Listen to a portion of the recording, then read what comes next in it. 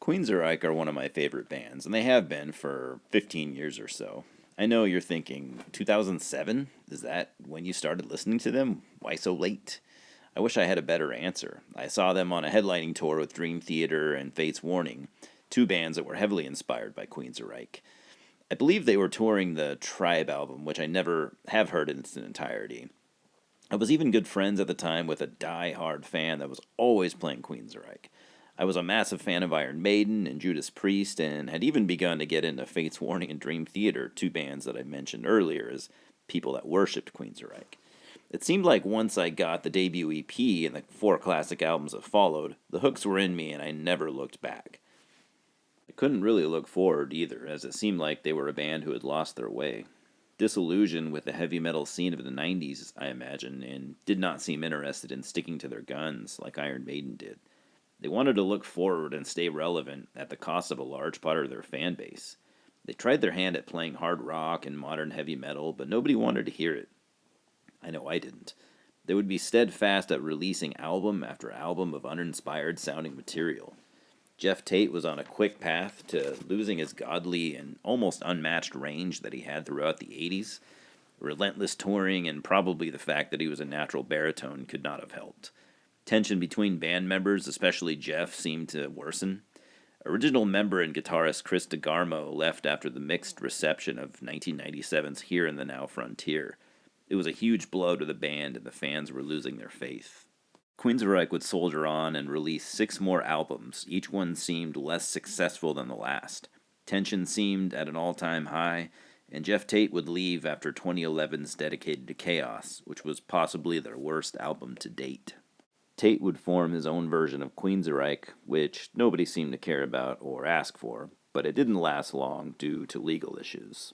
What was left of the original Queensryche would secure the legal rights to the name. Custody battles are always ugly. I remember thinking, what are they going to do now? Take a break? Go on hiatus? Will they continue down the same downward trajectory with a new singer? I'm sure they realized that they could not continue down that path, and after securing a new singer by the name of Todd LaTorre, who was relatively unknown at the time despite being the current singer for Crimson Glory. Todd was a multi-instrumentalist, and the best possible choice by far. His voice is like a combination of prime Jeff Tate and Midnight of Crimson Glory fame. Feeling a bit rejuvenated with this new secret weapon of a singer who could hit all the notes that Jeff Tate could in the 80s, they decided to utilize LaTorre properly by going back to their roots, back to when Queensryche were hungry and ready to take over the world. 2003's self-titled album would be a step in the right direction, but the songwriting was still a bit lacking. Todd's amazing range was carrying the band, in my opinion. 2015's Condition Human was yet another step in the right direction, although gradually, the band seemed to be shaking off the cobwebs, and though I did like this album, it still left something to be desired. 4 years would pass this time, possibly due to more legal issues that led to original drummer Scott Rockenfeld to leave. 2019 would bring a new album titled The Verdict, with Todd LaTorre playing drums as well as singing, and it would be the first Queensryche album to not feature Scott. Todd did a good job, but a lot of the fans missed Scott. As with the previous album, The Verdict would be a step up from the last, and this was my favorite of the 3 so far Todd LaTorre albums. 3 more years would pass, and October 7th, 2022, Queensryche would release their 16th studio album titled Digital Noise Alliance via Century Media Records. Now, I have to say, 2021 and 2022 would be the years where I started to ask myself, do I really need to keep buying album after album by legacy bands like Queensryche? How many albums, after not being blown away consecutively, do I need to keep buying before I decide to throw in the towel? I do not have a magic number just yet. It's been cool having Todd in the band. I enjoy listening to him sing old and even new songs, and I liked the 3 albums he has been a part of, but I didn't exactly love them, and I could have easily gone without owning them. Within the first few weeks of Digital Noise Alliance being released, I pretty much decided that I did not need to buy the album, and that I would probably eventually just stream it, and I was in no hurry to do even that. I wasn't even seeking out reviews, but they seemed to come my way, and I was open to at least that much. I mean, I fucking love Queensryche. The reviews I ended up checking out were actually quite positive, I'm happy to report, and I became more curious with each one. I continued to tell myself that I didn't need to buy it, however. My curiosity was getting stronger, and I convinced myself to check out the lead-off track titled In Extremis. Cool name, excellent song. Todd absolutely nails his vocal parts, rivaling just about any metal singer of the 80s. There are some lineup changes I should mention. Live drummer Casey Griot is now a permanent member. Casey used to be in Camelot, another favorite band of mine. Mike Stone is also replacing Parker Lundgren on guitar. Mike was in the band from 2003 to 2009. I feel like everyone seems to be playing well together. Everything sounds tight and polished, and the songwriting is a slight step up from The Verdict.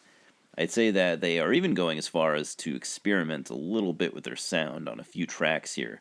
I may not always think it works, but I still appreciate it. Tracks 2 and 3 are playing it a bit safe, but they are good nonetheless. Track 4 for me is good in the way that track 1 was, only heavier and with better riffs, and has a moodier, darker sound. Track 5 has some keyboards used for extra atmosphere, and I would actually welcome more of that since it really works well. Mike Stone and Michael Wilton really play well off of each other, and the guitar work in general is strong across the entire album, sometimes even reminiscent of some of the dueling pyrotechnics of the 80s albums. There's a few nods like that, which I feel are a real treat for the longtime fans. Track 8, titled Forest, has some really mellow, almost Pink Floyd type vibes with a lush, sort of dreamy atmosphere. The keyboards and acoustic guitars are a nice and even welcome touch, but I feel like this song doesn't quite fit the album. Still, I give them credit for experimenting here. I just feel like it's kind of it almost has this weird kind of vocal that Todd's trying to do. It almost sounds soulful. It's not bad. I just this track doesn't really work for me.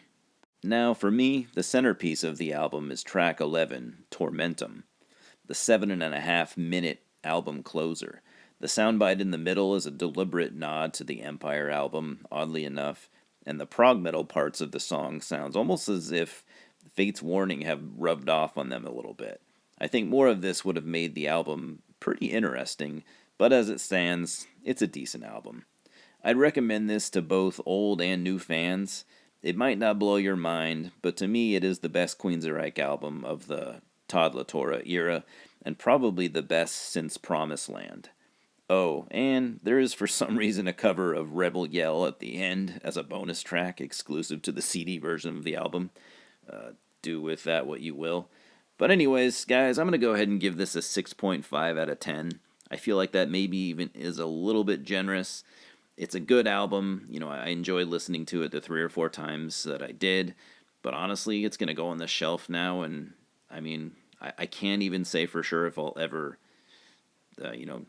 take it back off the shelf. It'll probably be covered in dust. And I'm not saying I'll forget about it. I just don't know if I'll, have the desire to listen to it a bunch. But, I still love Queensryche. And, I don't regret, paying $13 for the album. It was a, fun couple of listens, but yeah, that's I'm gonna leave it at that. What do you guys think? You love this album? Do you hate it? Do you think it's just another album from a legacy band that is remotely forgettable yet somewhat entertaining? Let me know what you think. I'm always eager to hear you guys' thoughts. Cheers, guys.